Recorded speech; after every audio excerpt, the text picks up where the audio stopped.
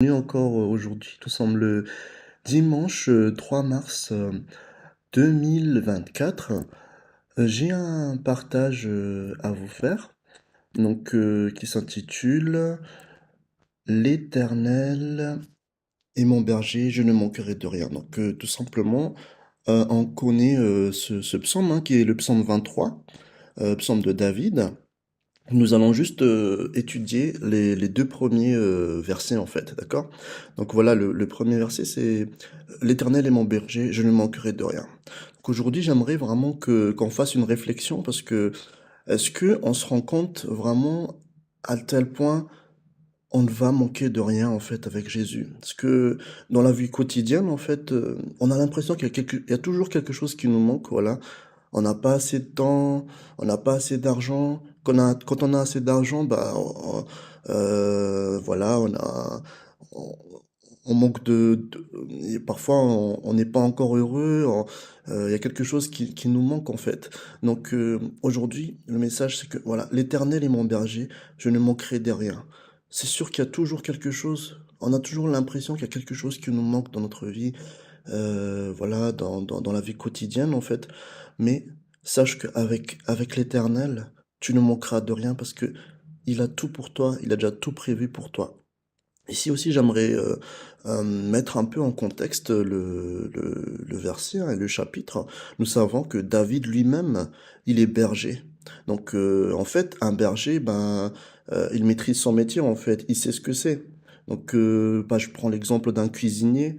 Voilà, t'es chef cuisinier, t'es un cuisinier par exemple.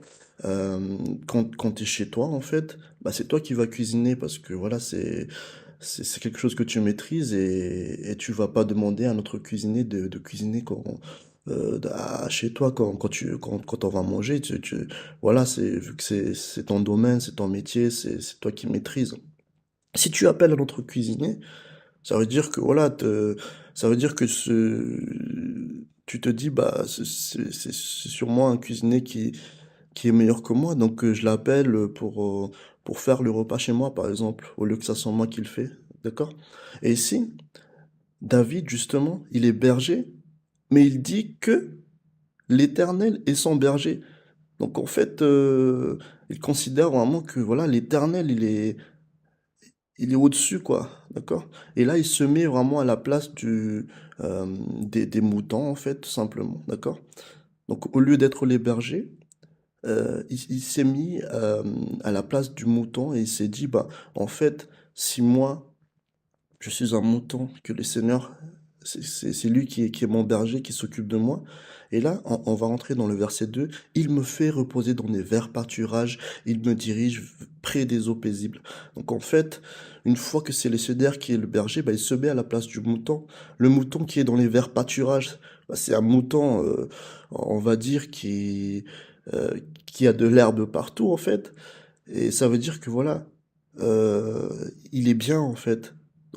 C'est voilà, il a pas à se soucier en fait du lendemain, de sa vie près des eaux paisibles. Voilà, il y a de l'eau à disposition, il y a des verts pâturages, etc. Donc là, c'est un peu imagé, mais si on se met vraiment à la place de David, lui qui s'occupe de ses moutons, lui qui s'occupe de ses brebis tous les jours, il fait en sorte que ces brebis ils se sentent bien, qu'ils ne manquent de rien. C'est un peu comme les parents avec les enfants aussi.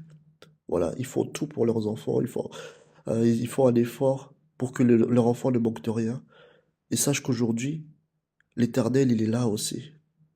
Tout à l'heure, j'ai parlé un peu de temps, d'argent, etc.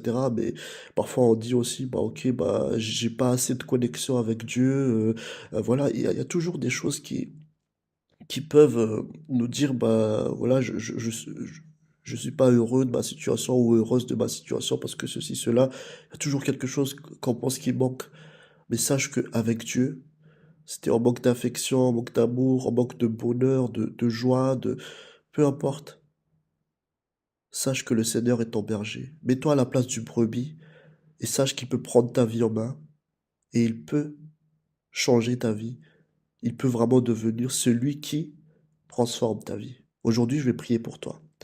Jésus, merci pour ce partage et merci Seigneur parce que c'est vrai que tous les jours, avec nos problèmes, avec tout ce qui se passe dans la vie, on peut se dire, bah, je suis pas heureux, ou bien j'ai pas assez d'argent, j'ai pas assez de ceci, cela. Aujourd'hui, Seigneur, tu nous dis, je ne manquerai de rien.